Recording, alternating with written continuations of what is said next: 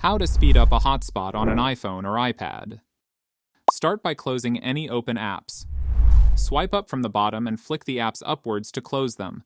This frees up resources on your device, allowing the hotspot to run more efficiently. Disable background app refresh.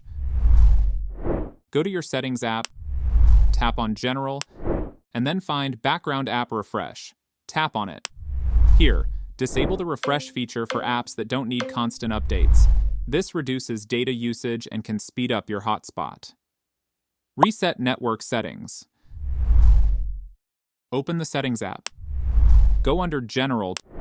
Go to Transfer or Reset iPhone. Tap on it. Tap Reset and choose Reset Network Settings. Enter your passcode. Here, tap on Reset Network Settings to confirm.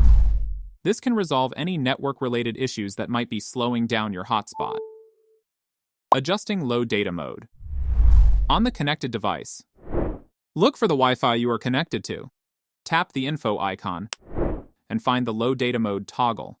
Disable low data mode to ensure maximum data usage for faster speeds. These steps can help you make a more reliable and a faster hotspot connection. And that's it.